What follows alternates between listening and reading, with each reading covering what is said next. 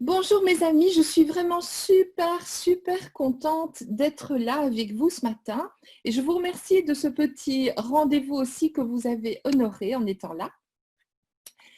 Je me présente parce que peut-être que tout le monde ne me connaît pas, je ne suis pas connue de façon universelle. Donc je suis Garance Dauvilliers, je suis une passionnée du marketing de réseau, je suis infopreneuse, je suis réseauteuse et je suis également coach. Mon kiff à moi, c'est d'aider les gens à réaliser leurs rêves, à atteindre leurs objectifs, mais je vais même plus que cela parce qu'un objectif, ça reste quelque chose qu'on se pense capable de réussir. Parfois, les rêves, on se dit non, ça ne sera pas possible. Et donc, je me suis formée au coaching justement parce que j'avais envie d'apprendre les outils, les techniques, les connaissances aussi qui me permettraient et qui me permettent d'aider les personnes justement à atteindre plus qu'elles-mêmes ne se donnent la permission d'atteindre. Et donc, ceci est le troisième coaching d'un trajet que j'ai proposé à l'équipe. Pardon. Et je vais vous demander pour commencer, attendez parce que là, il faut que je règle un petit quelque chose. Ne quittez pas, s'il vous plaît, restez là.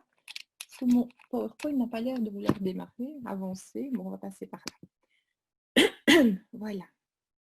Donc, ce dont vous aurez besoin, c'est un carnet et un stylo et également une calculatrice. Celle de votre smartphone sera tout à fait OK.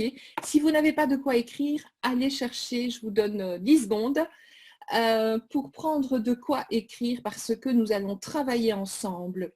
Mon objectif ce matin, c'est de vous faire prendre conscience de certains mécanismes et le savoir, c'est le pouvoir. La clarté, la clarity is power en anglais, donc la clarté, c'est du pouvoir. Ça va vous rendre votre puissance aussi par rapport à des choses que vous avez peut-être besoin de changer dans votre vie et dans les mécanismes surtout qui régissent votre vie. Donc, j'espère que tout le monde a ce qu'il faut. Quelques petits avertissements. Le premier, c'est le biais cognitif, c'est-à-dire que vous allez peut-être vous dire, mais ça, je sais. Ok, tu sais peut-être, mais connaître et ne pas faire n'est pas connaître. Et donc, si tu ne le fais pas, moi, je considère que tu ne le connais pas. C'est très simple. C'est un axiome. C'est comme ça. Et donc, à chaque fois que tu vas te surprendre à dire, oh, mais ça, je connais, tu dis non. Dis non à cette voix qui va te parler, c'est ton mental. Parce que peut-être bien que c'est justement là qu'il va y avoir le petit truc qui va te permettre de faire un déclic. Et donc, le mental, on en a déjà parlé, c'est un utilitaire que nous avons qui nous empêche de sortir de ce qui concerne sa zone de confort. Ce n'est même pas la vôtre, c'est la sienne en fait. Et la zone de confort, eh bien, c'est un endroit où généralement on se sent bien, mais nos rêves, nos objectifs ne se trouvent pas dans notre zone de confort. Donc, il est indispensable que vous vous donniez la permission, que vous donniez la possibilité d'entendre ce qu'il y a à entendre. Ce que je vais te dire n'est pas important. En fait, ce qui va se passer, c'est que moi, je vais simplement être là pour transmettre un message. Je ne sais pas mystique ce que je veux dire, mais tu vas entendre des choses et là, c'est ton cerveau intelligent, ton intelligence qui va entendre ces mots. Mais si ça ne restera que des mots que tu vas entendre. Et donc, à l'intérieur de toi, il y a une force, il y a quelque chose qui a envie que tu changes. Et si tu es là ce matin, c'est justement parce que tu as un rendez-vous avec toi-même. Et les mots que je vais dire vont permettre à cette partie de toi qui a vraiment envie que tu changes, eh bien, de te faire comprendre à un niveau inconscient, à un niveau émotionnel. Ça va peut-être déménager dans ton ventre, ça va peut-être provoquer des émotions. Et c'est très bien parce que c'est ça qu'on va aller chercher, vois-tu. Alors, encore une fois, ce n'est pas ce que je vais te dire ce qui est important, mais ce que ton mental, ce que ta petite voix intérieure, la radio qui s'arrête jamais dans ta tête, va te dire n'est pas important non plus. Et donc, je te propose de la mettre de côté, celle-là.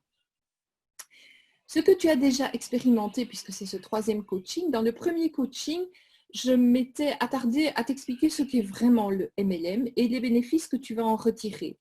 Aussi bien en termes d'abondance financière, parce que c'est clair que si on fait un marketing de réseau, on est en affaires, on est un entrepreneur, eh bien c'est parce qu'on souhaite gagner de l'argent.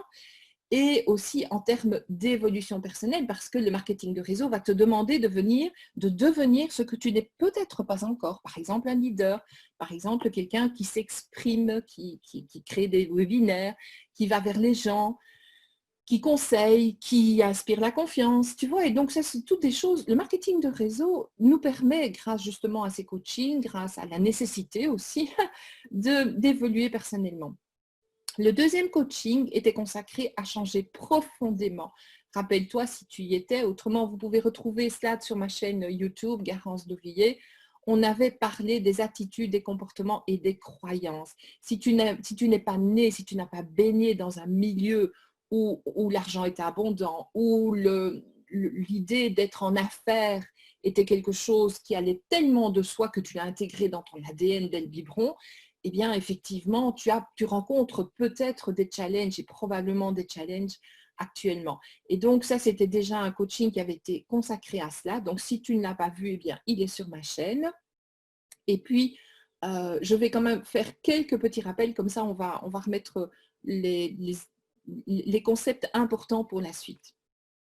Donc, ce que dit notre monsieur Robert Kiyosaki, qui est le père de l'éducation financière moderne, c'est qu'il y a 4 possibilités, 4 statuts, je dirais, c'est les 4 cadrans. Soit tu es un employé ou un salarié, tu as un emploi, tu es un ouvrier, tu échanges ton temps pour de l'argent. Soit tu es un artisan, un prestataire de service, et à ce moment-là, tu échanges tes compétences contre de l'argent.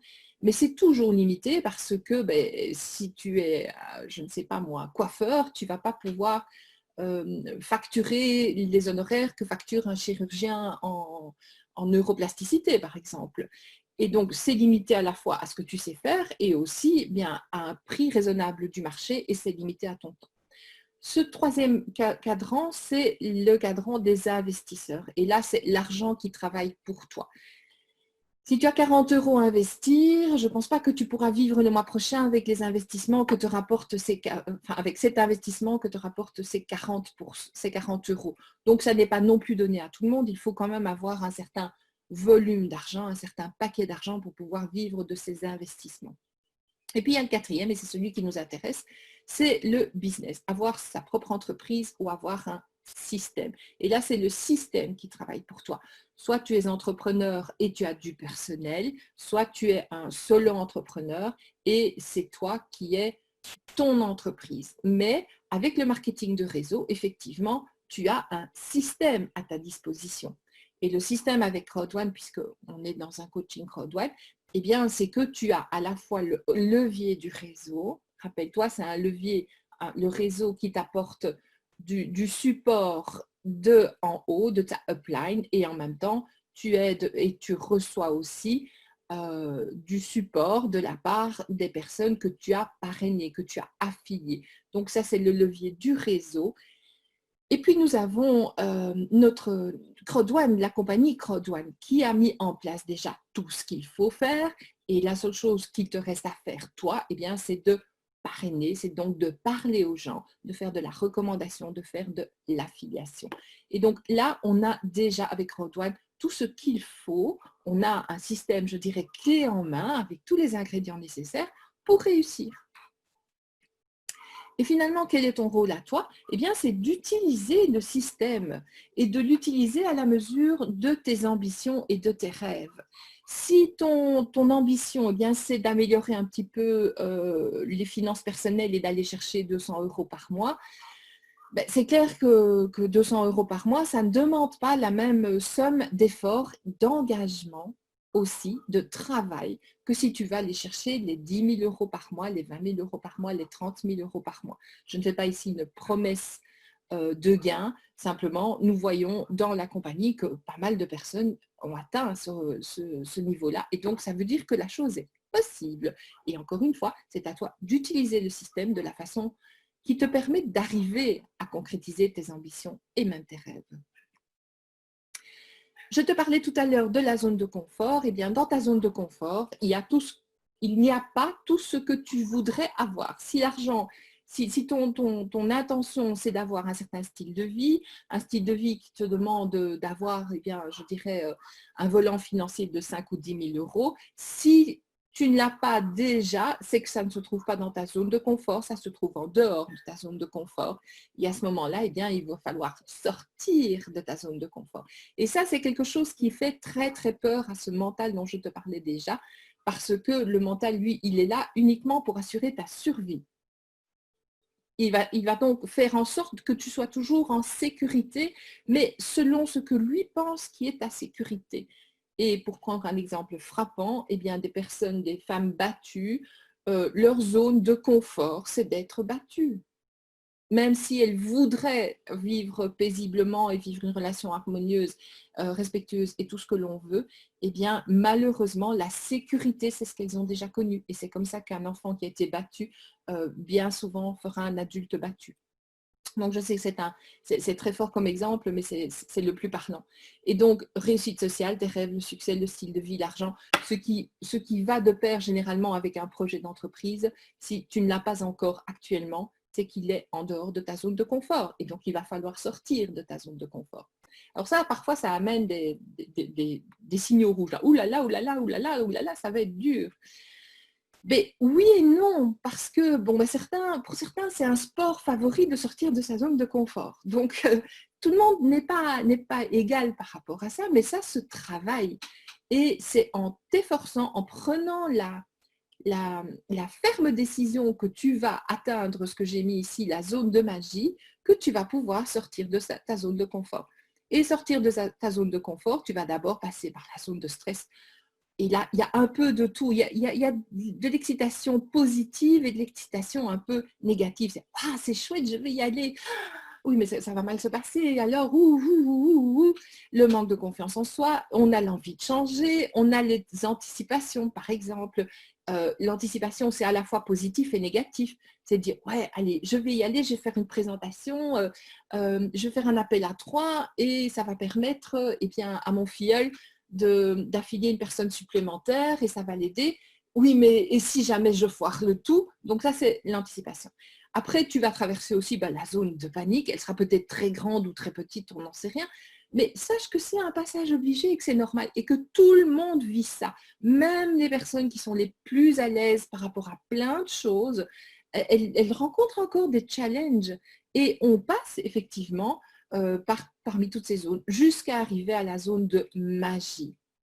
Et là, effectivement, tu as acquis de nouvelles compétences. Ça devient ta zone de confort que d'expérimenter le style de vie, par exemple, que tu souhaites. Et à ce moment-là, eh bien, tout cela, cette grande bulle verte est devenue ta zone de confort, mais il y aura encore des choses qui se trouveront à l'arrière et donc on repart vers un nouveau cycle. Le thème d'aujourd'hui, c'est l'argent. Et je n'ai pas voulu donner le thème parce que eh bien, je préférerais vous le dévoiler maintenant. Voyez-vous, on va comprendre pourquoi après. Surtout parce que eh bien, l'argent représente énormément d'interdits. Énormément d'interdits dans nos vies. Et on va aller à la rencontre de certains de ces challenges qui peuvent entourer le fait d'être riche, de vivre l'abondance, de permettre d'atteindre nos objectifs financiers. Je trouvais que c'était vraiment important d'y consacrer une séance de coaching, mais avant cela, je vais te demander de prendre ta feuille de papier, je vais te poser une série de questions et je te demande d'y répondre le plus spontanément possible. D'ailleurs, tu n'auras pas beaucoup de temps, ça va aller très vite. Et donc, c'est délibérément que je vais accélérer, enfin, je vais avoir un rythme qui me semble normal. Je ne vais pas vous les débiter à 100 à l'heure, mais je ne vais pas te laisser le temps de rentrer dans ton cerveau qui pense, qui réfléchit et de commencer. Non, la première réponse, tu la notes. OK? C'est parti. Et donc, je te demande, la photo que tu vois là, avec plein de billets de banque et tout, qu'est-ce que cette photo a suscité chez toi? Écris-le. Mais ne fais pas un roman non plus. Qu'est-ce que les mots que j'ai utilisés ont suscité chez toi quand j'ai présenté le sujet de l'argent?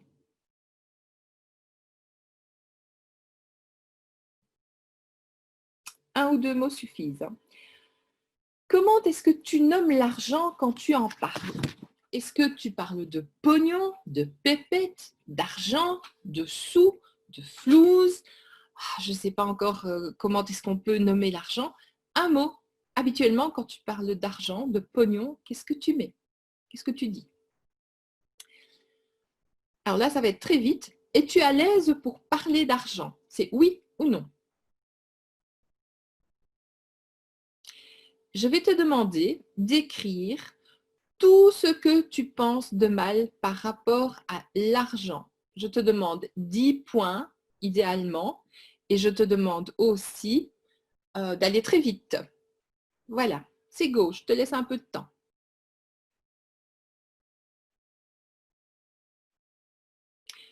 Tout ce que tu penses de mal par rapport à l'argent.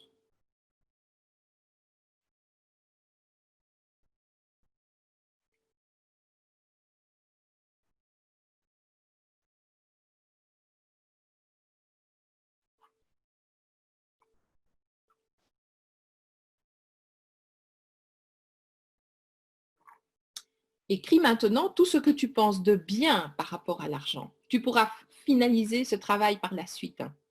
Là, j'ai besoin de tes réponses. Tu pourras finaliser par la suite. Tout ce que tu penses de bien par rapport à l'argent. S'il y a beaucoup, c'est bien. S'il n'y a rien, c'est bien aussi. Zéro jugement, c'est juste savoir.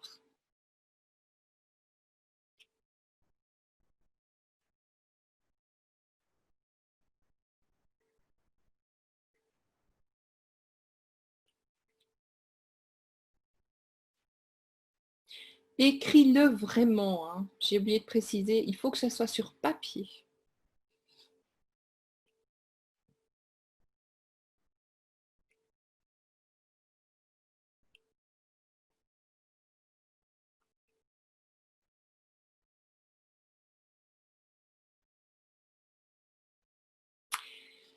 Encore une question fermée, c'est oui ou c'est non. Aimes-tu l'argent?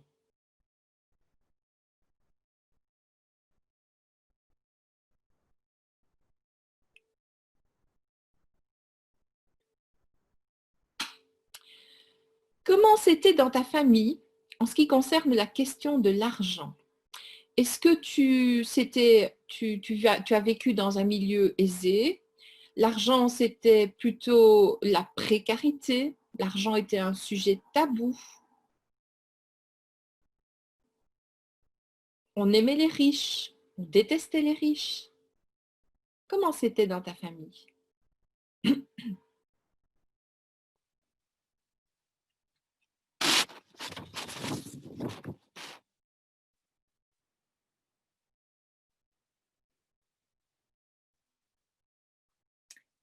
Pour le point suivant, je vais lire 20 phrases et spontanément, tu me mettras si tu es d'accord avec ces affirmations. Donc, ce sera de 0 à 10. 0, je ne suis pas du tout d'accord avec ça, je ne pense pas cela. 10, c'est ah oui, oui, c'est tout à fait ce que je pense. Et avant cela, je vais te demander d'écrire quel est ton objectif financier, soit avec Rodwan, soit de façon générale. Quel est ton objectif financier mensuel? Quelle est la somme d'argent que tu aimerais gagner chaque mois?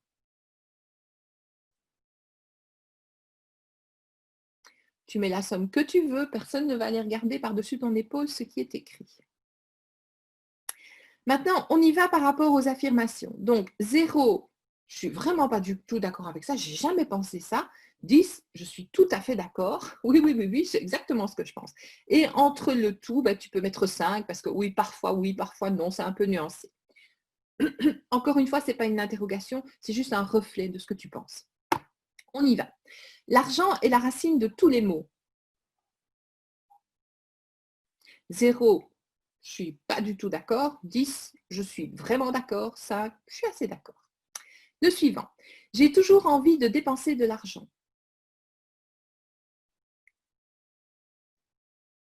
L'argent me fuit. L'argent s'encourt quand il me voit arriver. L'argent ne veut pas venir dans ma vie. Ne posez pas des questions, s'il vous plaît, je ne les regarde pas maintenant. Et ça me perturbe. Suivant. J'ai des difficultés à attirer l'argent dans ma vie.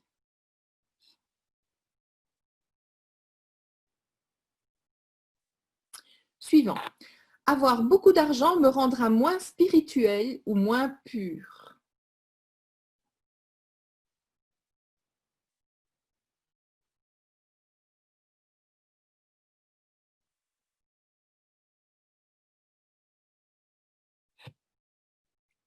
Clairement, il y a peu de chances que je devienne riche. Pour devenir riche, tu dois utiliser les gens, tu dois manipuler, tu dois faire des choses qui ne sont pas justes à tes yeux.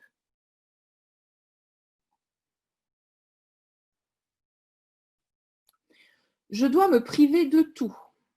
Est-ce que c'est ton quotidien? Tu dois te priver de tout. Dans ce cas, c'est 10, parfois c'est 5. Non, tu as tout ce qu'il te faut, c'est 0. Je ne suis pas capable de gagner beaucoup d'argent. Pas vrai? Tout à fait vrai? Pas vraiment vrai. Pour s'enrichir, il faut être malhonnête.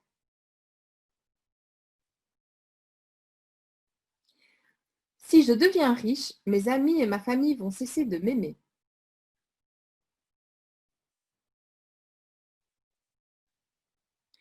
Si j'ai beaucoup d'argent, je pourrais le perdre.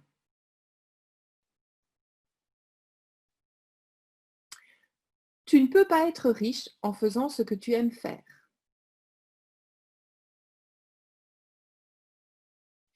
Je n'ai pas le droit d'être riche. Pour t'enrichir, tu dois avoir de l'argent. C'est difficile de devenir riche dans le contexte actuel.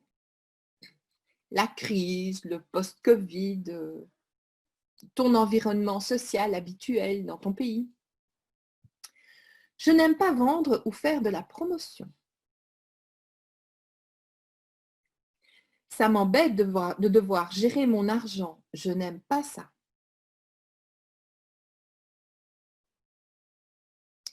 Si je deviens riche, je vais perdre la santé.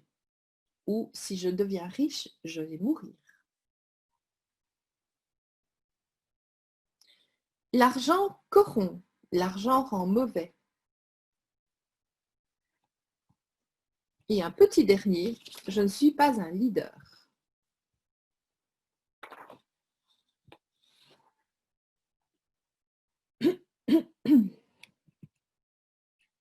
Ok, on garde ces réponses bien au chaud, on y reviendra.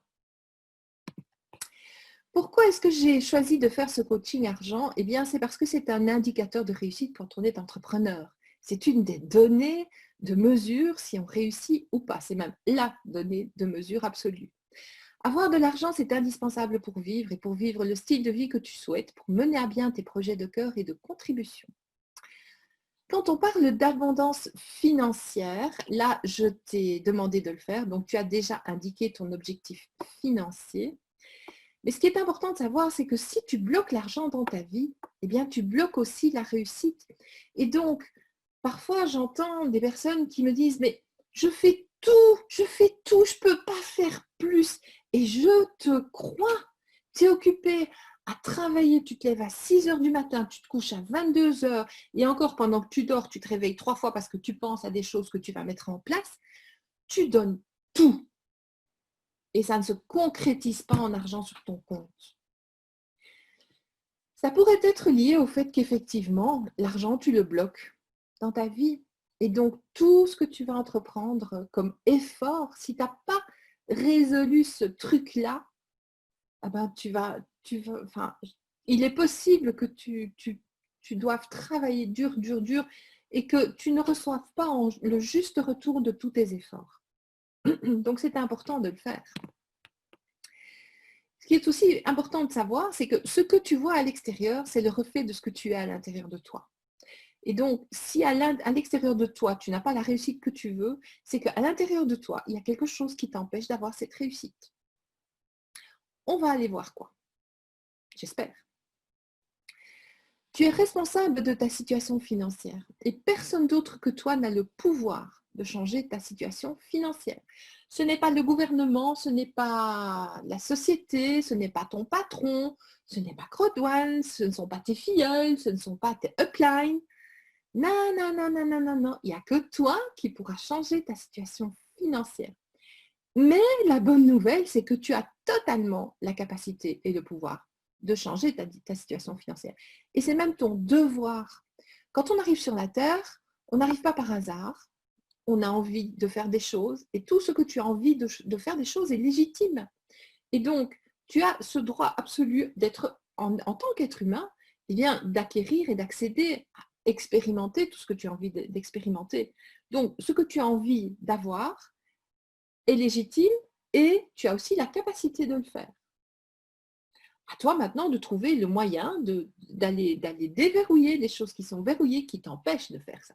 Et c'est ton droit, mais c'est aussi ton devoir quelque part. N'attends pas que les autres le fassent pour toi.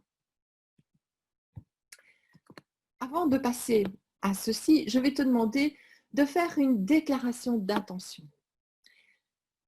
Et donc, je te demande de fermer les yeux, de les garder ouverts, mais de te mettre debout si tu le peux. Tu te mets debout.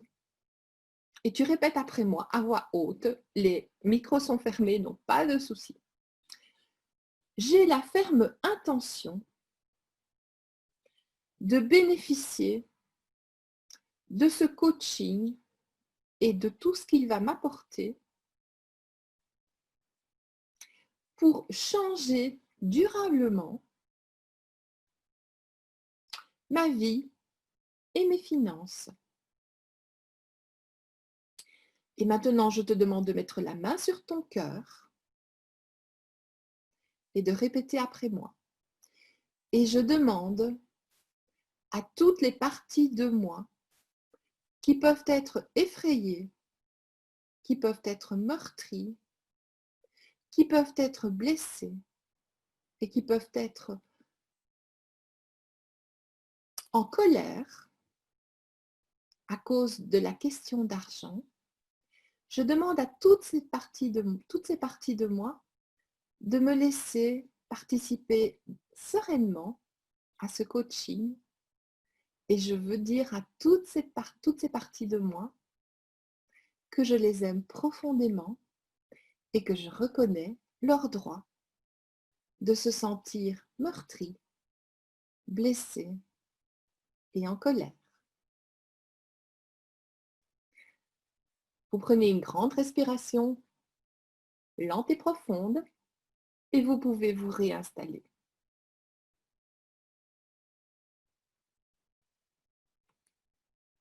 On continue. On va, si vous le permettez, un peu balayer, ou plutôt, j'aimerais repositionner qu'est-ce que c'est que l'argent. Et avant tout, l'argent est une ressource et est un moyen de dire merci. Lorsque vous sortez votre billet de banque pour payer à la caisse du supermarché, vous dites merci.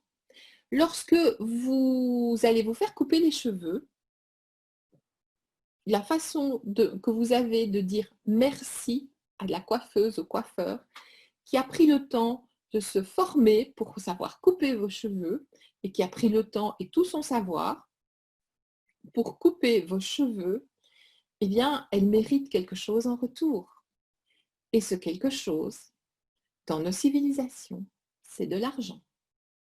C'est un peu comme si on transformait l'argent en grain de riz. Si le moyen de dire merci, c'était d'apporter 3 grains de riz à votre coiffeur, vous n'auriez aucun problème à lui apporter 3 grains de riz. Je pense aussi que beaucoup d'entre vous n'auraient aucun problème à cultiver du riz pour avoir beaucoup de grains de riz, pour dire merci à plein de gens. Pourquoi ça pose un problème quand il s'agit de l'argent?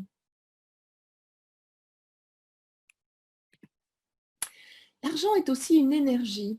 Si vous êtes familier ou adepte de la loi d'attraction ou de la physique quantique, ce que l'on dit, c'est que l'argent circule, l'argent est une énergie.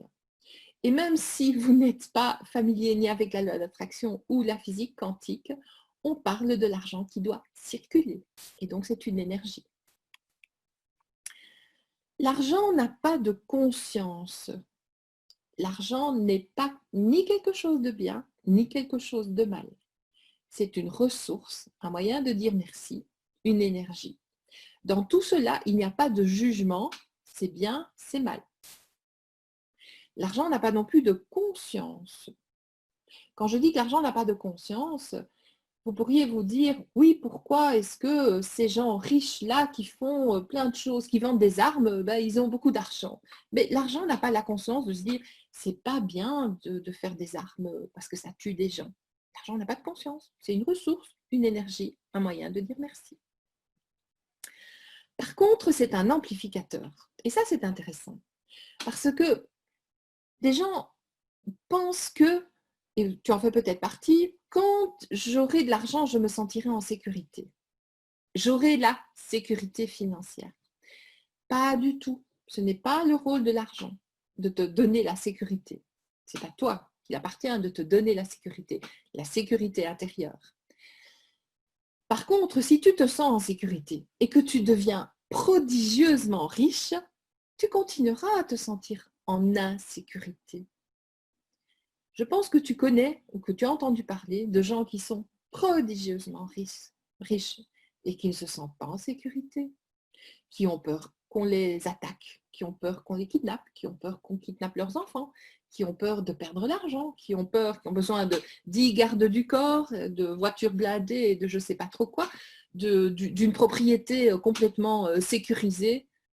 Si tu ne te sens pas en sécurité, l'argent ne te fera pas sentir en sécurité. Au contraire, il te fera sentir encore plus en insécurité. Si tu n'es pas quelqu'un de généreux, l'argent ne te rendra pas généreux. Si tu es quelqu'un de généreux, l'argent te permettra d'être encore plus généreux. Si tu es quelqu'un de pingre, d'avare, eh bien, tu seras encore plus avare. Donc, l'argent est un amplificateur de ce que tu es déjà. Et ça, c'est très important, cette notion.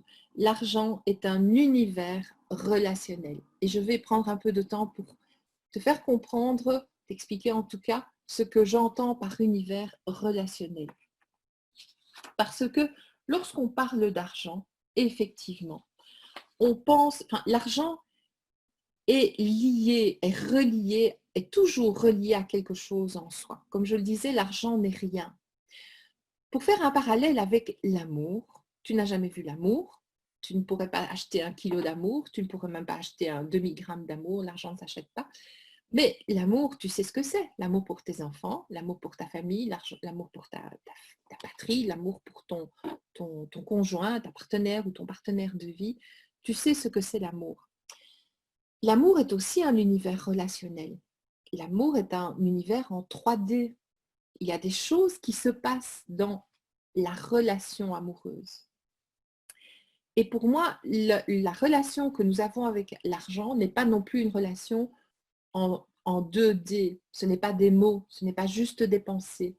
Il y a des émotions, il y a de l'énergie qui circule dans ta relation avec l'argent. Il y a de l'amour dans la relation d'argent. Il y a de la peur dans la relation d'argent. Il y a de la haine dans la relation d'argent.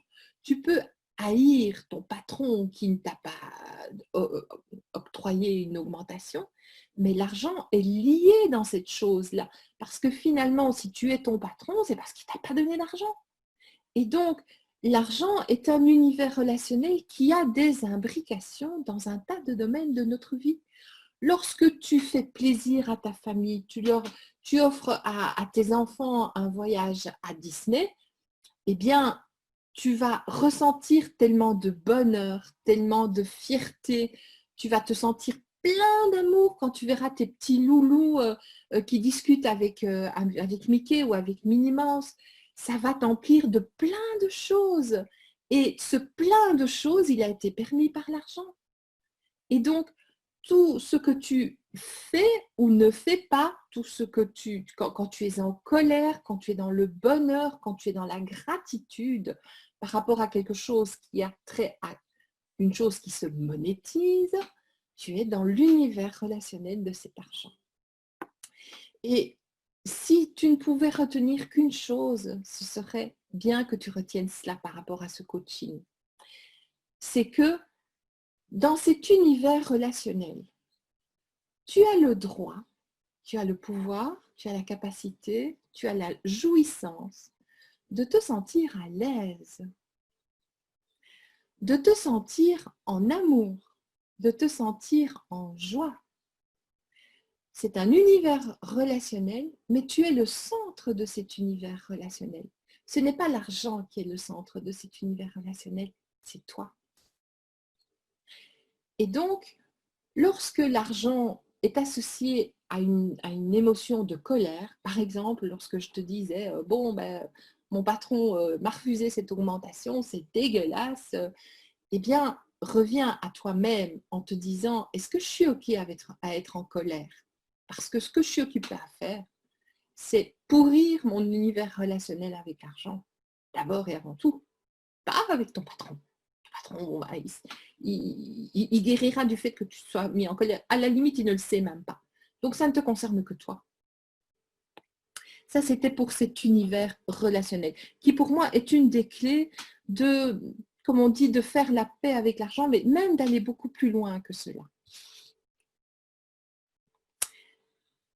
Une bonne nouvelle pour toi ou une mauvaise nouvelle pour toi, l'argent n'est pas le problème et l'argent n'a jamais été le problème. Tout à l'heure, je te disais d'imaginer que tu peux te sentir en colère ou autre. Alors, bien sûr, l'argent n'est pas une personne et il ne s'agit pas de personnifier l'argent. Ça va calmer peut-être ceux qui sont choqués par ce que je viens de dire, mais sachez que c'est juste ce que je vous dis. Parce que dans notre intériorité, nous le traitons comme une personne. Nous éprouvons des sentiments liés à l'argent. Nous lui prêtons des qualités et des défauts. Et nous lui prêtons aussi, et malheureusement, un pouvoir qu'il n'a pas. L'argent n'a pas le pouvoir de te rendre heureux ou malheureux. L'argent n'a pas le pouvoir de te rendre en sécurité ou pas en sécurité. L'argent peut acheter des médicaments, il ne peut pas acheter la santé. Donc, pardon, quand je dis qu'on éprouve des sentiments liés à l'argent, je pense que, et je vais t'inviter pendant quelques secondes à réfléchir déjà à tous ces sentiments que tu éprouves par rapport à l'argent, aux qualités et aux défauts que tu prêtes à l'argent.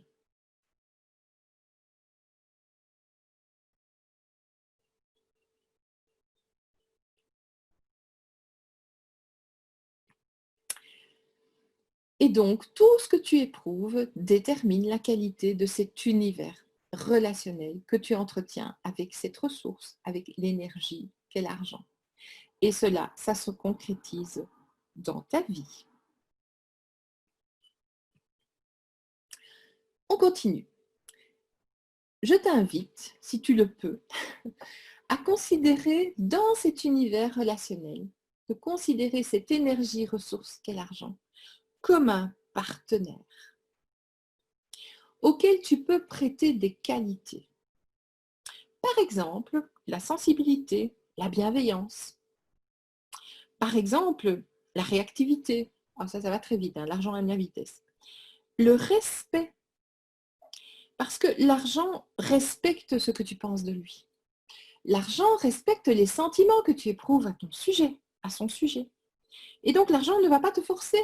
Si tu trouves que l'argent est la racine de tous les maux, par exemple, ok, ça va. Ben donc, il ne va pas forcer ta porte. Il ne va pas t'obliger à remplir ton coffre et ton compte de millions d'euros, puisque tu penses que l'argent est la racine de tous les maux. Bon, ben ok, ça va. Respecte. Par contre, sache qu'il va amplifier tes qualités à toi ou tes défauts. On en a déjà parlé, je te le rappelle. L'argent aussi a des caractéristiques. Par exemple, les millionnaires disent que l'argent aime la vitesse. Moi, j'ai un mentor, enfin j'en ai deux mentors multimillionnaires. Et quand tu assistes à un de ces séminaires, qu'est-ce qu'il va te dire? Décidez tout de suite, l'argent aime la vitesse. Ça revient tellement souvent. Et quand je te parlais aussi de considérer l'argent, l'énergie ressource comme un partenaire, c'est parce qu'un partenaire, on ne le rejette pas. Un partenaire, on ne l'exclut pas. Un partenaire est quelqu'un qui va t'aider à réaliser tes projets, à faire plaisir à ta famille, à proposer à ta famille des choses que tu as envie de leur proposer. C'est un partenaire qui va t'aider à contribuer aux causes que tu as envie auxquelles tu as envie de contribuer. C'est un partenaire qui va te permettre de faire le bien que tu as envie. C'est un partenaire qui va te permettre de rendre les gens heureux, de faire plaisir. On continue avec des questions qui peut-être dérangent. Et donc, je vais te demander, aimes-tu l'argent? Et tu as peut-être répondu oui ou non en ton fort intérieur. Je vais te demander de reprendre ta feuille et de répondre à quelques autres questions. La première, elle est simple. Qu'est-ce que tu as répondu spontanément à la question « Aimes-tu l'argent ?»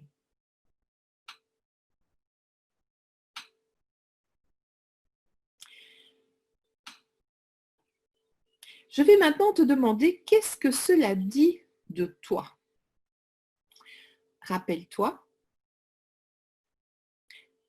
ça peut être du pognon, ça peut être de l'argent, ça peut être du flouze, ça peut être des sous. Par exemple, si tu as répondu des sous, c'est une façon enfantine de nommer l'argent. Les tout petits ou les enfants. Tu me donnes des sous, je peux avoir des sous. Si tu as choisi des sous, eh bien, c'est que tu te positionnes encore comme un enfant par rapport à l'argent. Et donc, quand je dis « Comment nommes-tu l'argent et qu'est-ce que ça dit de toi ?» C'est une question et surtout la réponse t'appartient. Je vais maintenant te demander de reprendre ces questions de coaching que je t'ai posées au tout début. Rappelle-toi, qu'est-ce que la photo a suscité chez toi? Es-tu à l'aise pour parler d'argent? Qu'est-ce que tu penses de mal ou de bien et de bien par rapport à l'argent? Les 10 affirmations vraies ou faux. Reprends toutes ces feuilles-là. Et par rapport à tout ce que tu as répondu, dis-moi un peu qu'est-ce que ces réponses te disent ou disent par rapport à la relation que tu entretiens avec l'argent. Tu n'es pas à l'aise pour parler d'argent. Tu penses beaucoup plus de mal que de bien par rapport à l'argent. Tu n'aimes pas l'argent. Dans ta famille, c'était compliqué. Tu penses que pour devenir riche, tu dois faire des choses qui ne sont pas légales ou qui peuvent faire du tort à autrui.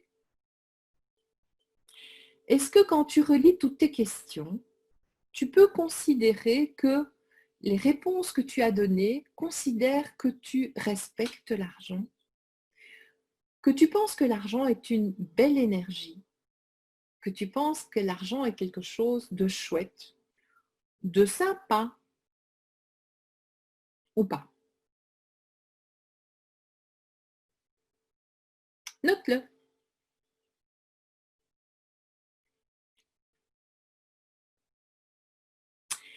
Et une dernière question.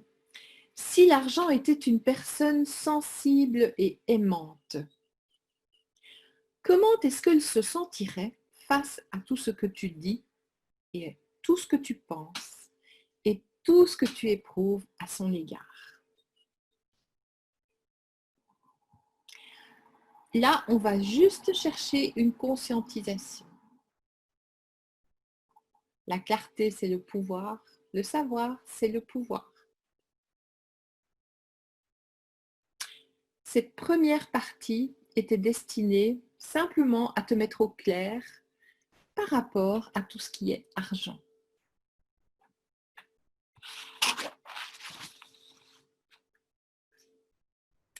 On reprend. Est-ce que tu considères que ce que tu viens de faire comme exercice valide le fait que tu as une relation harmonieuse avec l'argent ou que tu as une relation conflictuelle avec l'argent?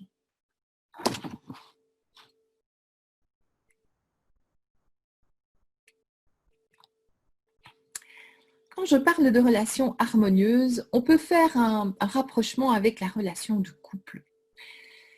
Est-ce que le fait dans un couple, est-ce que tu trouverais OK, on va dire ça comme ça, tu trouverais OK d'enfermer ton conjoint, de le priver de liberté? Est-ce que tu trouverais OK et que tu serais dans une relation harmonieuse si tu assouvissais tes propres besoins au détriment de l'autre? Si tu ne te souciais jamais des besoins de l'autre, si tu disais du mal de ton conjoint, de ta partenaire ou de ton partenaire, si tu excluais ton partenaire, si tu rejetais ton partenaire, est-ce que tu penses qu'on parlerait d'une relation harmonieuse? Eh bien, bien souvent, je ne dis pas que c'est ton cas, mais pose-toi simplement la question, est-ce que la relation que tu entretiens avec l'argent est plus une relation du type que je viens de décrire ou une relation de respect ou une relation où tu honores ton conjoint, où tu permets à ton conjoint de s'épanouir, où tu permets à ton conjoint d'avoir des idées différentes des tiennes, où tu permets à ton conjoint de te faire plaisir, de t'offrir des cadeaux, où tu permets à ton conjoint d'avoir une relation, où vous avez ensemble une relation qui n'est pas une relation conflictuelle, qui n'est pas une relation de recherche de pouvoir sur l'autre. C'est tout cela dont je parle lorsqu'il est question d'une relation harmonieuse. Et sache, et je te l'ai déjà dit, l'argent respectera toujours tes décisions. Si tu as envie d'entretenir une relation conflictuelle avec l'argent, ben c'est OK. Il ne va pas essayer de t'imposer sa présence. Au contraire, il va plutôt te fuir. Et même si une partie de toi a vraiment envie d'être dans l'opulence, dans la prospérité, d'être dans l'abondance financière, si en face de cette envie qui est une envie de cœur, il y a tous ces conflits que tu entretiens dans la relation avec l'argent, ça ne va pas le faire. Et quand on parle de faire la paix avec l'argent, c'est bien plus que juste dire « Ok, j'accepte que l'argent soit dans ma vie ». C'est simplement de l'honorer, de le reconnaître, cette énergie, cette ressource, tout le bien que l'argent peut faire, tout le bien que tu peux faire grâce à l'argent plutôt. Voilà. Et quand on parle de relations harmonieuses aussi, on ne peut pas être en relation, on ne peut pas avoir une relation harmonieuse s'il n'y a pas la confiance. Et donc, je t'invite à méditer là-dessus. Cette relation de confiance que tu as, par exemple, avec ton couple, avec tes enfants, tu sais que ton couple, que ton conjoint, ton partenaire, ta partenaire ne va pas essayer de te faire du mal. Tu as la confiance que tout se passera bien entre vous. Tu as la confiance que tu as la capacité de la rendre heureuse. Tu as la confiance que tu as la capacité d'élever et d'éduquer tes enfants. Tu as la confiance que tes enfants ont du respect vis-à-vis de toi. Tu as la confiance que tu seras OK pour faire tout ce qu'il y a lieu de faire. Eh bien, je t'invite de faire pareil dans cette relation, dans cet univers relationnel que représente l'argent dans ta vie, d'entrer dans une dynamique de confiance. Et j'utilise le terme dynamique parce qu'il est approprié. Une dynamique, ça veut dire qu'on n'est pas assis sur son fauteuil en attendant que tout se passe. Une dynamique de confiance, ça veut dire que tu vas, dès à présent, t'inviter toi-même à être en confiance par rapport à la question de l'argent dans ta vie.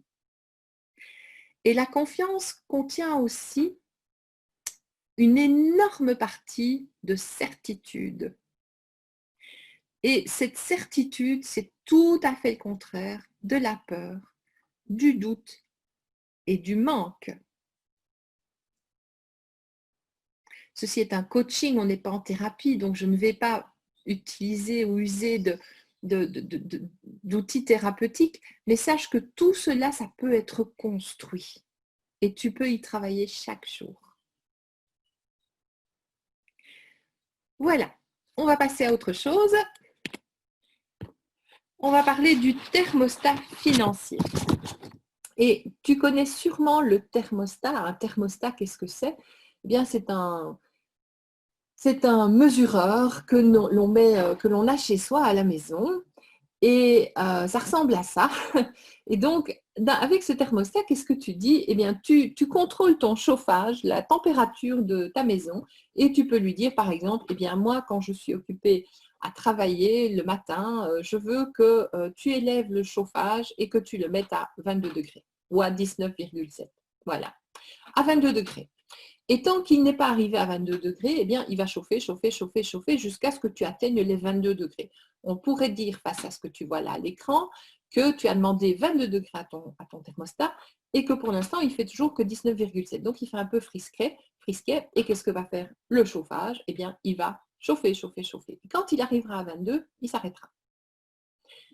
Tu ouvres la porte, il fait un peu plus frais, hop, on redescend d'un degré. Eh bien, ton chauffage, qu'est-ce qu'il va faire? Il va recommencer à donner de la puissance de façon à ce que la température remonte à 22 degrés.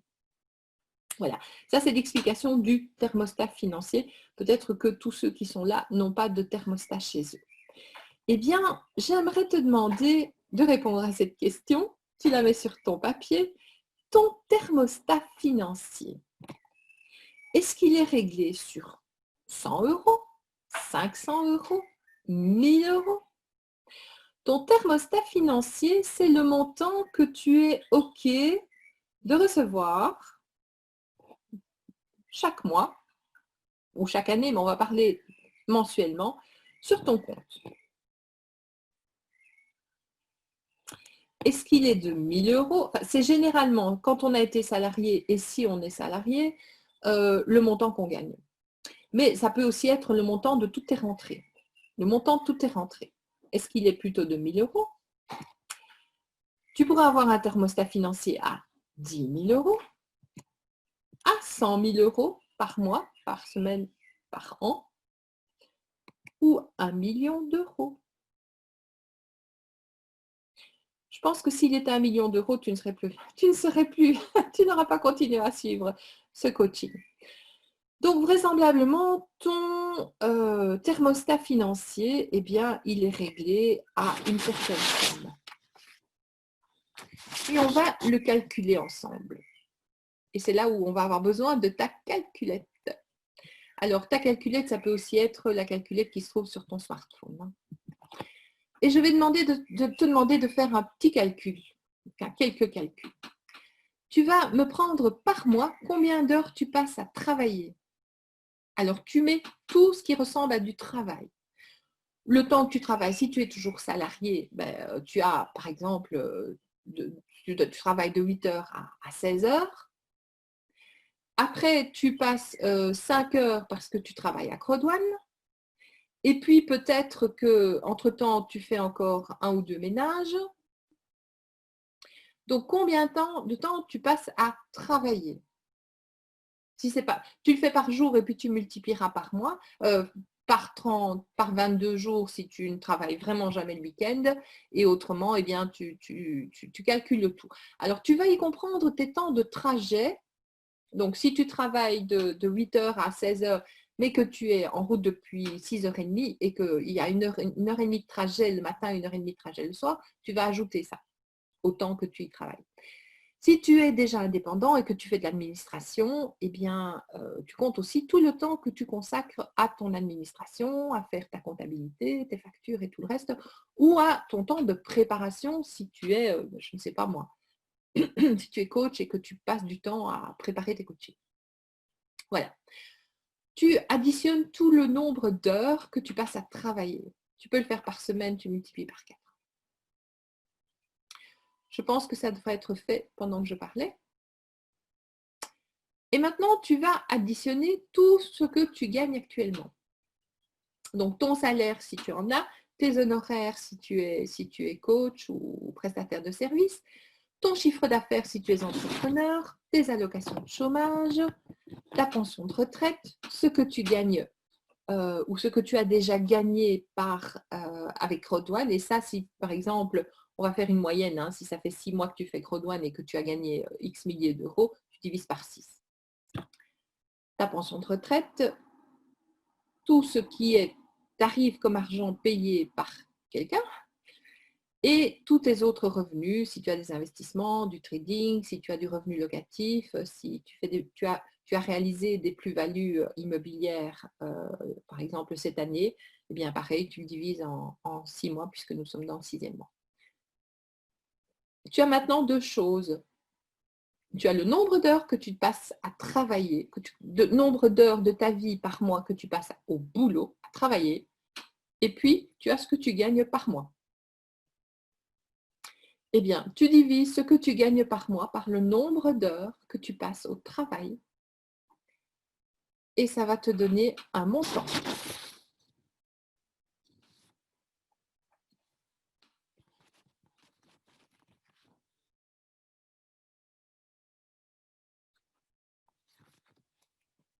Je considère que c'est fait. Eh bien, l'argent que tu gagnes, le taux horaire, correspond à la valeur que tu t'accordes. Et donc, si tu travailles, mais comme un malade, si tu te défonces au boulot en tant qu'entrepreneur et uniquement chez Crowd1, et que en faisant le nombre d'heures que tu consacres par mois à tes activités, quelles qu'elles soient, que tu divises ça parce que ça t'a rapporté et que tu arrives à 2 euros, ce taux de 2 euros est le reflet de la valeur que tu t'accordes. Et donc, la question, elle est très sympa. Comment peux-tu augmenter ta valeur à tes propres yeux? Et là, ça passe par d'autres choses que juste regarder à ce que tu fais et l'argent que tu gagnes. Ça n'a même rien à voir avec le reflet de la valeur que tu t'accordes, a tout à voir avec ce taux horaire. Mais pour augmenter ta valeur à tes propres yeux, ça ne va pas essayer de gagner plus. Non, ça va être, par exemple, ce que je te propose de faire, c'est de démarrer dès aujourd'hui un journal du succès. On ne va pas le faire maintenant. Note-le, je dois démarrer mon journal du succès. Et dans ce journal du succès, tu vas commencer par mettre au moins 30 choses que tu considères être un succès. Et les 30 choses, elles seront très, très vite remplies parce que tu peux dire que tu es arrivé au monde. Premier succès. Tu as appris à marcher, à parler, à manger proprement, à lasser tes chaussures, à rouler à vélo, à rouler à patin, à jouer au foot. Donc, franchement, quand je te dis 30, tu les auras très vite remplis. Et chaque jour, tous les soirs, tu vas indiquer dans ce journal du succès les 3 succès de la journée. Ça peut être « j'ai réussi une pâte à crêpes ».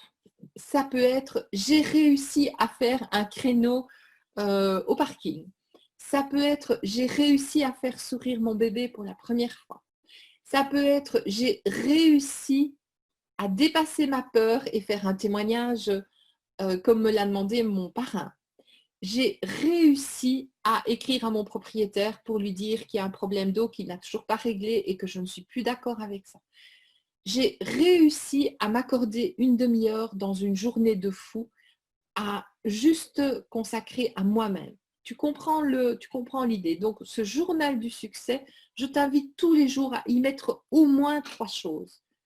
Moi, ce que je fais, c'est que j'utilise un agenda. J'ai acheté un agenda spécifiquement pour cela. Et comme ça, quand j'ai zappé un jour, ah tiens, oui, hier, je ne l'ai pas fait, eh ben, je le rajoute. Ça va t'obliger à 2 choses, à regarder et à te regarder toi-même comment est-ce que tu as agi. Et en même temps à autre, tu complètes, tu relis ce journal du succès. Je vais vous raconter une anecdote. Et j'ai envie de te dire, quand un milliardaire parle, moi, je l'entends et je l'écoute. Et donc, c'est un truc de milliardaire qui disait qu'il faisait, il fait effectivement, enfin, il n'est plus de ce monde, mais il avait ce journal de succès qu'il avait commencé à remplir étant très jeune. Et à chaque fois qu'il devait prendre une décision importante et qu'il ne savait pas trop vers quoi il allait se diriger, il n'avait pas trop d'idées, il n'avait pas d'inspiration, il n'avait pas d'intuition, eh bien, il prenait ce journal du succès. Et il racontait que bien souvent, il n'était pas arrivé à la 20e page, qu'il avait l'idée, il avait l'intuition, il savait ce qu'il devait faire. C'est vous dire le pouvoir et la puissance qu'aura ce journal du succès. Et après, une autre chose pour augmenter ta valeur à tes propres yeux, écoute ce que tu te dis. Parce que nombre de personnes le disent à voix haute, mais bien souvent se le disent à soi-même. Mais qu'est-ce que je suis con? Mais quel imbécile j'ai été. Enfin, je suis vraiment bonne à rien. J'y arriverai jamais. Enfin, toutes des choses qui te dévalorisent à tes propres yeux. Et donc, l'idée, c'est de te demander comment est-ce que je peux me valoriser à mes propres yeux. Ce thermostat financier, il était aussi bien utile pour autre chose. On va parler du plafond de verre. Et ce plafond de verre, je vais t'inviter à lever les yeux. Regarde dans l'air. Qu'est-ce que tu vois? Tu vois le plafond, tu vois le ciel si tu es dehors. Mais en réalité, entre le ciel et le plafond, entre toi et le ciel, entre toi et le plafond, il y a ce qu'on appelle le plafond, ton plafond de verre. Et qu'est-ce que c'est que ce plafond de verre? Eh bien, c'est un montant avec lequel tu es OK de gagner. Généralement, c'est un petit peu plus ou juste ce que tu gagnes habituellement. Et ce qui se passe lorsque tu essayes d'avoir plus, eh bien, qu'est-ce qui va se passer? C'est que oui, tu vas bosser. Tu vas peut-être arriver à monter un business, à monter quelque chose, une affaire. Enfin, tu vas faire des bonnes expériences au trading, en investissement ou autre. Et puis, paf, il y a un truc qui se passe qui fait que tu vas revenir au montant qui est OK pour toi. Et donc, j'ai mis 2 000 €, ça pourrait être plus. Ici, dans cette image-là, ton plafond de verre, c'est 2 000 €. Et habituellement, tu gagnes 1 200, tu fais des efforts, parfois tu arrives à dépasser, à passer à 2005 et waouh, il y a un truc qui se passe et tu reviens à la case départ. Ça, c'est le montant où tu atteins un certain niveau et après, ça bouge plus, ça bouge plus, ça bouge plus. Il n'y a plus rien qui se passe chez Crowd1 pour toi, par exemple. Ça pourrait être l'indication que tu as atteint ton plafond de verre. Et donc, comment est-ce qu'on peut, ou plutôt, qu'est-ce que ça signifie ce plafond de verre? Et surtout, pourquoi est-ce qu'il est là? Généralement, c'est parce que tu ne te donnes pas la permission de gagner plus. Bien souvent, il y a question de loyauté par rapport à tes parents, tes ancêtres, ton milieu social. Exemple, tes parents se sont tués à la tâche, littéralement, et tu ne pourrais pas, toi, gagner aisément de l'argent sans te tuer à la tâche.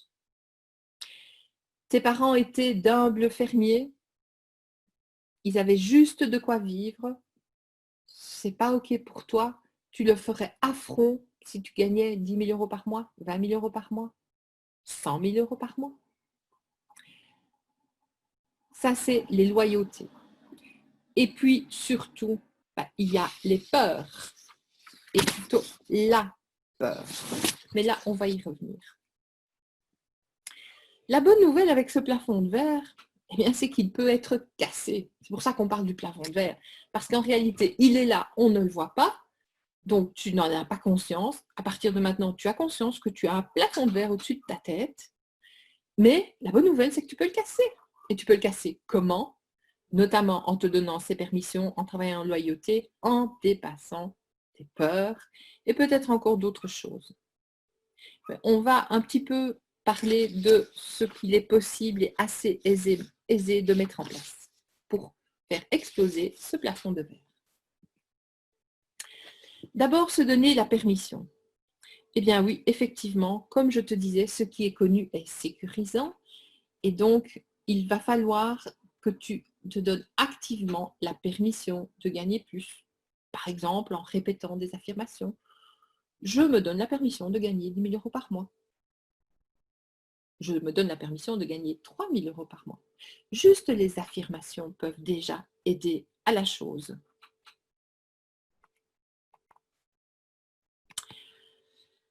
L'action suivante que tu peux faire, c'est de rendre à chacun ce qui lui appartient. Et là, je vais te proposer une chose. Par exemple, si tu te rends compte ou tu t'es rendu compte qu'il y a une loyauté par rapport à tes ancêtres, par rapport, enfin, quand je dis tes ancêtres, tes grands-parents, hein, parents paternels et maternels, on ne doit pas remonter sur 50 généalogies, 50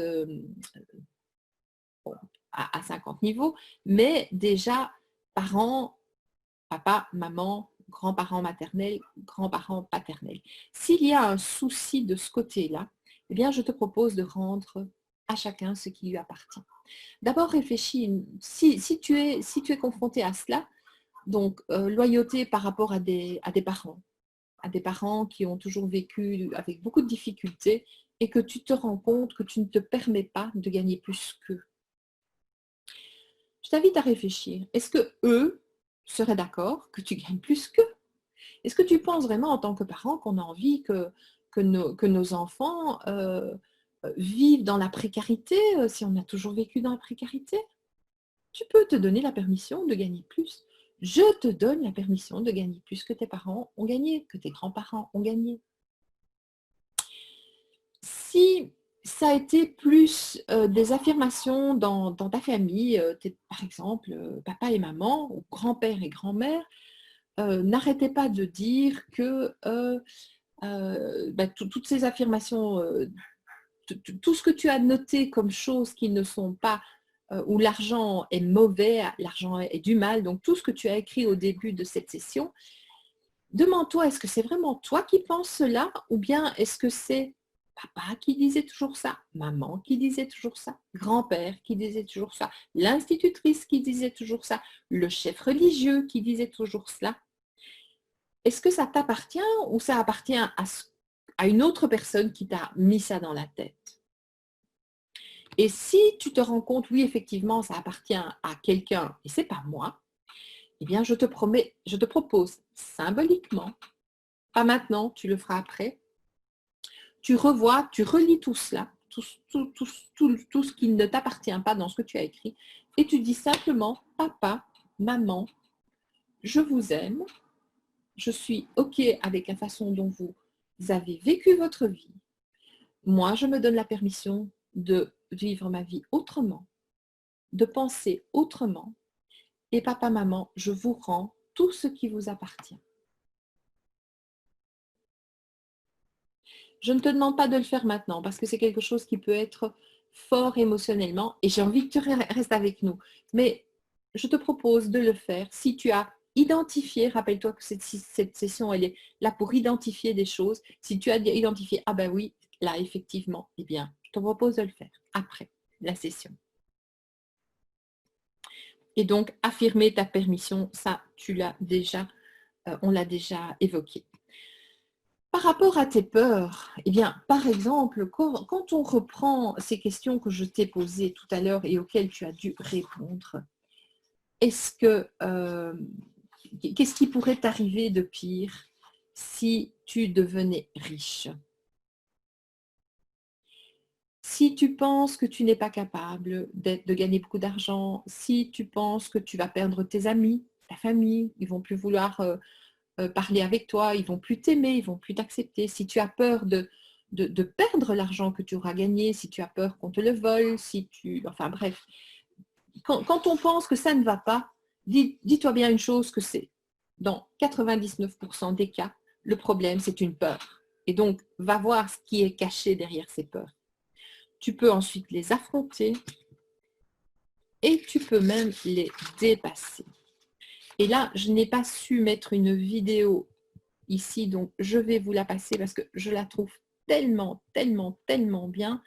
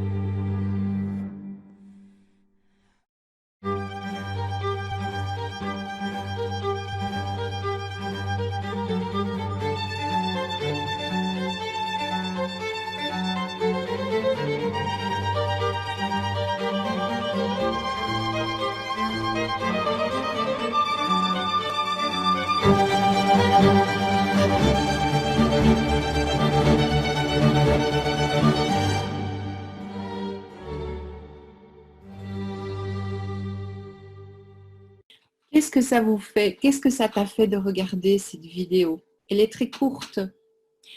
Ce que dit cette vidéo, c'est que nos peurs ne sont pas réelles.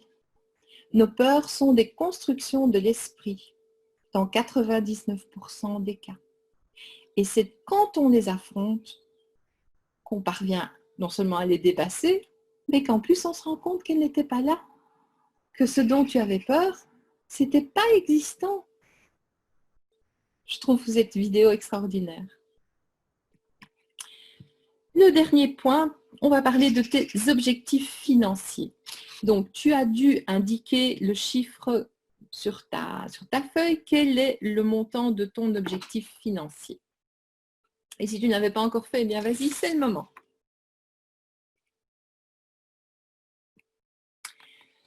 Maintenant, j'aimerais te parler de l'aspect pertinence et réalisme. Parce que, tout comme tout le monde, je pense ici, je pose des posts et puis j'entretiens des dialogues avec des prospects. Et le nombre de fois où j'ai eu des personnes qui me répondaient « Mon objectif financier, c'est de gagner d'être millionnaire ou de gagner 1 million d'euros. » Et qui me répondaient ensuite à la question « Quel est ton capital de départ ?» 0 euros. Et lorsque je creusais un peu, je me rendais compte qu'en plus, ces personnes n'avaient pas la niaque, n'avaient pas cette énergie, n'avaient pas ce dynamisme, la vitalité nécessaire pour le faire. Et donc, il peut y avoir ou pas une corrélation entre le montant de ton objectif financier. Je te pose la question. Est-ce que ce montant que tu as indiqué, d'abord, est-ce qu'il est réaliste? Mettre « je veux gagner 10 millions d'euros », c'est tout à fait OK. N'importe qui, presque, peut gagner 10 millions d'euros s'il s'en donne les moyens. Mais est-ce que dans ta capacité à te donner les moyens, est-ce qu'il n'y a pas un conflit? Si tu me dis, bon, écoute Garance, je vais plutôt démarrer avec, voilà, mon objectif, j'avais mis à 10 000 euros, mais je vais le mettre à 5 000 euros parce que pour l'instant, je me rends compte que je suis encore hésitant, j'ai des doutes, des peurs. Là, ça devient pertinent. Et ça, c'est OK. Et quand tu seras arrivé à 5 000 euros, eh bien, tu mettras ton objectif à 10 000. Et puis, tu mettras ton objectif à 15 000. Parce que tu auras aussi acquis un tas de choses. Tu seras devenu déjà la personne qui a un univers relationnel avec l'argent à 10 000 euros ou à 5 000 euros. Et alors, après, tu pourras passer au plafond supérieur, à l'étape supérieure, au palier supérieur. Donc, dans cette pertinence, réalisme, pense à l'univers relationnel. Je te propose d'être pertinent et réaliste. Ça ne veut pas dire qu'il faut ramener ça à 500 euros, comme ça, tu es sûr que tu l'atteindras, parce que ça n'est plus un objectif. Mais l'idéal, c'est d'ajouter, par exemple, 50% de ton plafond financier actuel, par exemple. Ça, c'est pas mal. Et puis, demande-toi aussi cet objectif financier si il correspond à un désir réel ou à un ego. Une personne qui m'avait répondu, oui, je veux gagner 1 million d'euros. Ok, je sais où elle vit avec 1 million d'euros, mais on est le king, quoi. Voilà, avec 1 million d'euros, c'est dans un pays où ça représente une fortune colossale. Et donc, est-ce que c'est un désir réel ou est-ce que c'est l'ego qui parle? À quoi va servir cet objectif financier? Est-ce que ça va être quelque chose avec lequel tu es OK, ce à quoi tu vas utiliser cet argent, parce que cet argent que tu vas gagner, tu vas t'en servir, il ne sert à rien à être mis dans un coffre, donc tu vas t'en servir. Est-ce que c'est pour nourrir un désir réel ou bien c'est pour nourrir un désir égotique, d'avoir la plus belle maison, la plus belle voiture, la vie de rêve qui va faire baver tous les potes et tous les gens du quartier? Est-ce que c'est pour montrer aux gens que tu en es capable, des choses pareilles? Ça, c'est relié à l'ego. Et je te demande de faire cette différence. Pourquoi? Parce que tu as à l'intérieur de toi, comme je le disais, toutes les capacités, toute la puissance nécessaire pour atteindre ton objectif. Mais il se pourrait que les parts de toi, que cette partie de toi qui peut te permettre d'atteindre ces objectifs financiers ne soit pas OK avec ton objectif égotique. Et là, à nouveau, on est en conflit. Et enfin, qu'es-tu prêt à donner en échange? On va considérer que tu as mis 5 000 euros. Et ceux qui sont déjà à 20 000 euros, c'est OK qu'ils mettent 40, hein, franchement. Et ceux qui sont à 20 000 euros et qui mettent 40, je sais qu'ils sont prêts à donner en échange ce qu'il faut parce que leur univers relationnel lié à l'argent est déjà OK. Mais pour les autres, qu'es-tu prêt à donner en échange? Si tu me mets, je veux gagner, mon objectif c'est 5 000 euros, c'est un vrai désir, c'est pour choyer ma famille, c'est pour faire du bien autour de moi, c'est vraiment un désir que toutes les parties de moi peuvent être OK avec et qu'elles vont supporter et avec lequel elles vont être OK, mais que tu te dis que finalement, j'ai envie de donner en échange 2 heures par semaine et qu'en plus, il ne faudrait pas qu'on vienne te déranger dans ta zone de confort. Là, on a un problème. Donc, je te mets juste face à cette réflexion. Pas plus que ça. Et enfin, nous allons parler des accélérateurs. Les accélérateurs de richesse, quels sont-ils? Le premier, c'est d'agir comme si tu étais... de façon générale, agir comme si tu étais déjà arrivé là où tu veux être, comme si tu as déjà atteint ton objectif de désir réel, ton objectif financier de désir réel, et qu'il est là. Dans ton univers relationnel d'argent, tu bouges, tu évolues de façon sereine, dans l'amour, dans la facilité, dans la gratitude et dans la reconnaissance. Une fois que ça c'est fait, posé, je vais te proposer de reprendre le contrôle de tes finances. Si ce n'est pas déjà fait. Reprendre le contrôle de tes finances, c'est quoi? Tiens ta comptabilité personnelle. Tu prends un Excel, tu prends un carnet et un cahier, pas maintenant bien entendu, et tu vas noter tout ce qui est tes dépenses habituelles, le loyer, le financement de la voiture, les dettes, enfin les remboursements de prêts si tu en as, les assurances, tout ce genre de choses. Tu ramènes tout ça à 1 mois, ce que ça te coûte par mois. Et puis, ce qu'il faut pour l'école des enfants, les vêtements, les loisirs, les sorties, enfin bref, tu fais ton budget. Voilà. Et après, par rapport à ce budget, il faut bien entendu qu'il soit en équilibre, c'est-à-dire que tu ne dépenses pas plus que ce que tu gagnes. Donc, si tu t'aperçois que, oups, il y a un problème, là, si je vois mes dépenses habituelles, d'abord, ton compte te le dit déjà parce que tu es dans le rouge, mais là, je suis un petit peu sur la corde. Qu'est-ce que tu peux faire pour faire en sorte de gagner plus ou de dépenser moins? Alors, il faut au moins déjà atteindre l'équilibre, comme ça tu n'as pas cette dépense énergétique que représente le fait d'être endetté. Et puis après, de voir comment est-ce que tu peux jouer sur ces postes budgétaires. Et ensuite, à partir de maintenant, tout ce qui va sortir de ta poche ou de ton compte, tu le notes. Donc, tu vas prendre un café, 3 € pour un café, tu notes 3 € pour un café. Et chaque fin de semaine, par exemple, tu notes toutes tes dépenses par catégorie. Et là, tu vas te rendre compte que, par exemple, ah ben oui, j'achète beaucoup plus de vêtements que je ne croyais. Je dépense beaucoup plus d'argent que je pensais dans mes vêtements. Je dépense beaucoup plus d'argent que je pensais dans les sorties. Je dépense beaucoup plus d'argent que je pensais à gâter mes enfants. Je dépense beaucoup plus d'argent ou trop d'argent dans la nourriture. Tu vois? Et ça, quand je dis reprendre le contrôle de tes finances, c'est de savoir exactement où va ton argent. On doit le faire quand on est entrepreneur, c'est une obligation. Eh bien, je te propose de le faire pour tes finances personnelles aussi. Donc, de tenir ta comptabilité. Un autre accélérateur, et celui-là, il est vraiment puissant, c'est le don. Je te propose dès à présent, si ce n'est pas déjà fait, eh bien, de mettre en place, même si c'est 50 cents ou une somme dérisoire dans ton pays, dans ta devise locale, commence à donner. Parce que tu signales, tu signifies que tu es assez riche que pour aider quelqu'un d'autre qui l'est moins que toi. Mets en place, par exemple, si tu en as la possibilité, un virement, enfin un transfert automatique chaque début de mois ou chaque 10 du mois vers... si ton projet de cœur, c'est d'aider à creuser des puits en Afrique, eh bien, il y a déjà des gens qui sont actifs sur le terrain. Toi, tu voudrais gagner 100 000 € pour pouvoir aider les gens à construire des puits en Afrique de façon à ce qu'il y ait l'eau courante partout.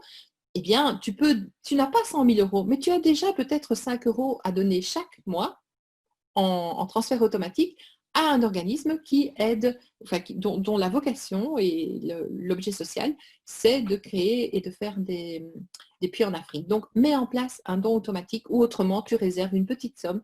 Quand tu as quelqu'un qui te demande la pièce, eh bien, tu donnes la pièce.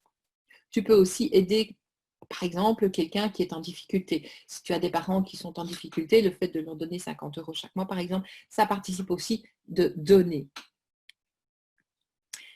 La gratitude, je t'ai dit de commencer un journal du succès, eh bien tu peux aussi commencer un journal de gratitude. Et pareil, chaque soir, quand tu vas te coucher, tu notes 3 choses pour lesquelles tu es dans la gratitude.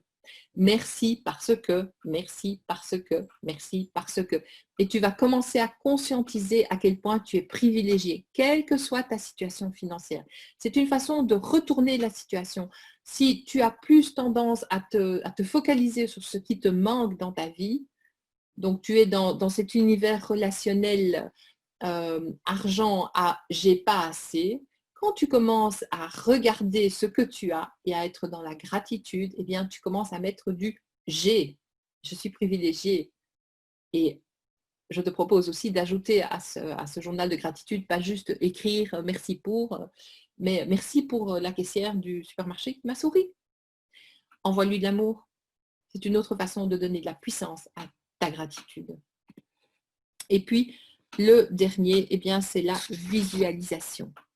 La visualisation, c'est de te faire vivre déjà au niveau conscient et inconscient une situation qui existe déjà.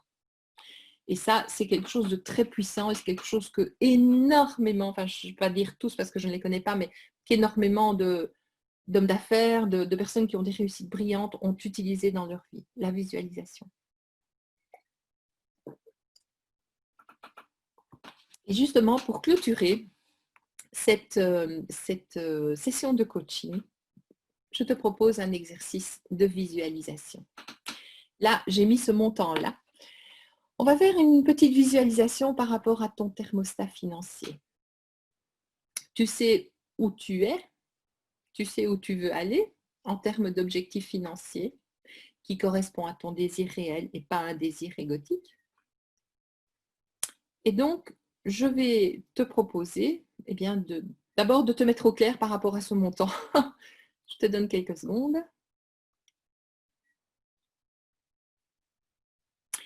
Et puis, je te propose, si tu es d'accord, je vais te guider dans une visualisation.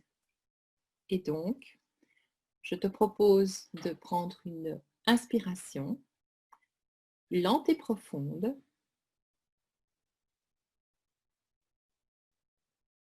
en étant assis.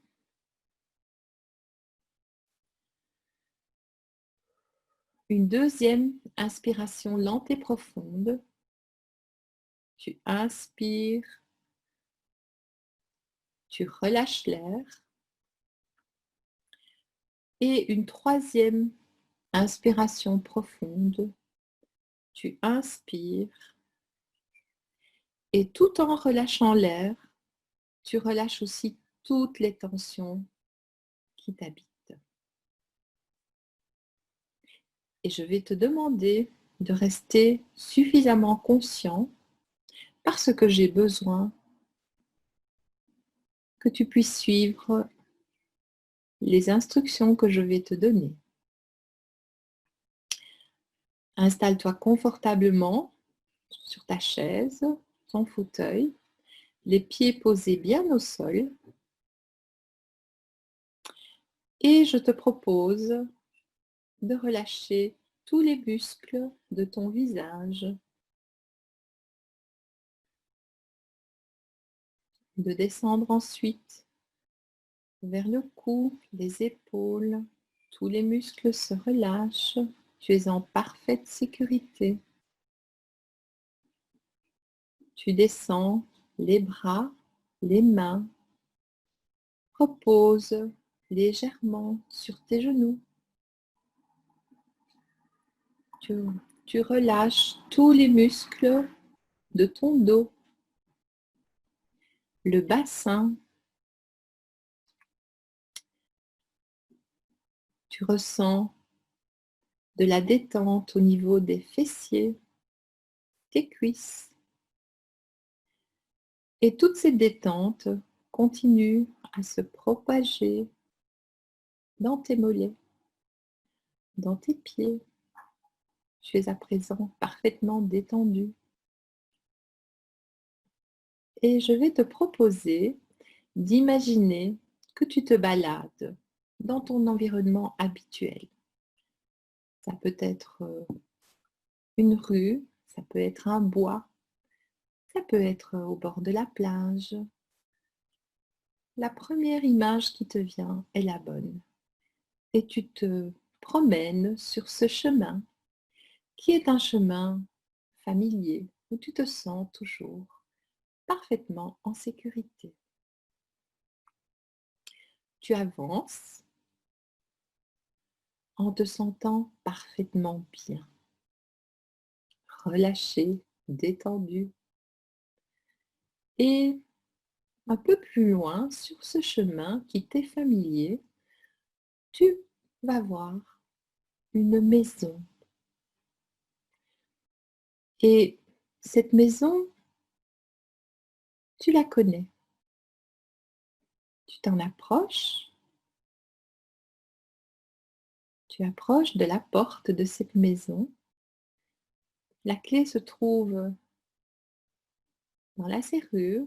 Tu ouvres la porte de ta maison et tu rentres dans ta maison. Et là, je te propose de te diriger dans la pièce où se trouve le thermostat. Tu t'approches de ce thermostat et à ce thermostat se trouve un chiffre. Je te propose de contempler ce chiffre. C'est le chiffre de ton thermostat financier. Et en dessous de ce chiffre, tu as un bouton qui t'indique plus, un bouton plus. Et maintenant, je vais te proposer d'appuyer sur le bouton plus.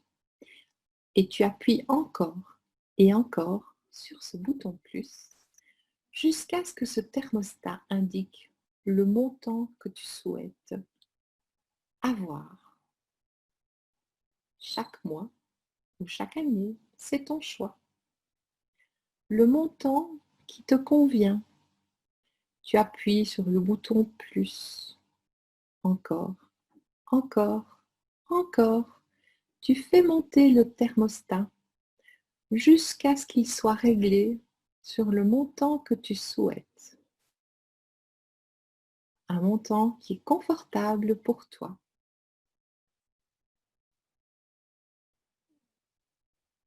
Et lorsque tu as réglé ce thermostat, je te propose de faire un pas en arrière et de regarder ce thermostat. Et je te propose de te sentir parfaitement à l'aise par rapport à ce montant qui s'y trouve. Tu es dans ta maison, tu es chez toi. Tu contemples le montant de ce thermostat financier que tu viens de régler sur la somme qui te convient le mieux. Et tout en étant dans cette attitude où tu regardes ce thermostat, je te propose de laisser l'amour remplir tout ton cœur en pensant à tout ce que tu vas pouvoir apporter grâce à ce montant que tu as affiché à ce thermostat financier. Le bonheur, le plaisir que tu vas pouvoir apporter à tes enfants, à ton partenaire, à ton épouse, à ton conjoint, avec les belles surprises que tu vas pouvoir leur faire, avec les études que tu vas pouvoir offrir à tes enfants, avec les beaux voyages, avec les soins que tu vas pouvoir leur donner, de te sentir plein d'amour et de reconnaissance par rapport à tout cela. Je te propose aussi de te sentir plein d'amour par rapport à tout le bien que cet argent va pouvoir faire, à tout le bien que tu vas pouvoir faire avec cet argent qui est affiché à ton thermostat financier. Sens-toi fier, sens-toi heureux, sens-toi plein de gratitude et de reconnaissance de pouvoir faire tout cela.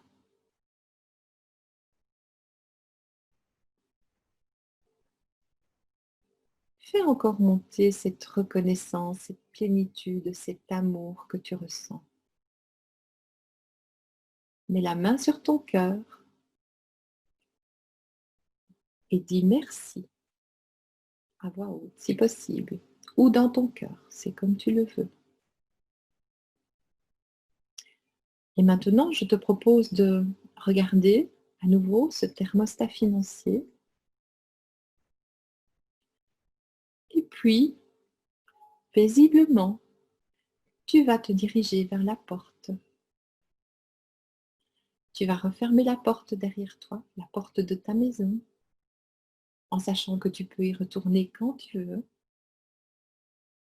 Et tu reprends paisiblement le chemin que tu as parcouru à travers les bois, près de la mer, dans les rues.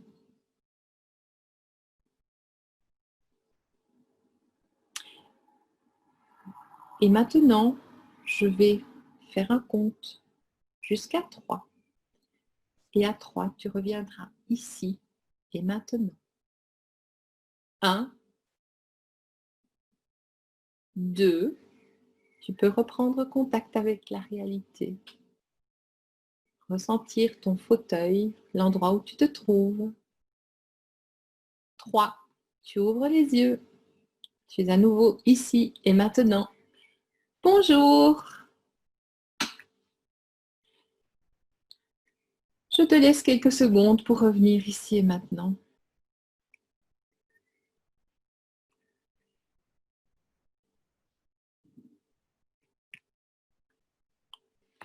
Et je ne voulais pas clôturer, finir ce coaching sans te laisser avec d'autres ressources. Parce qu'il est possible qu'il y ait des choses que tu as identifiées. Et ces choses que tu as identifiées, tu peux les travailler toi-même. Tu n'as pas besoin de quelqu'un pour cela. Et donc, je te propose d'aller voir sur le site www.sophiemerle.com C'est une coach, une thérapeute extraordinaire qui a mis au point des protocoles DFT et un protocole qui est sa marque de fabrique, qui est protégé d'ailleurs, et que tu peux faire tranquillement depuis chez toi, avec beaucoup de facilité. Il ne faut pas avoir de compétences particulières pour pouvoir l'utiliser et la plupart sont gratuits. Il me reste à te remercier d'avoir été là, de m'avoir fait confiance, à te remercier de m'avoir donné la possibilité de faire quelque chose que j'aime profondément. Et je vais passer maintenant aux questions s'il y en a.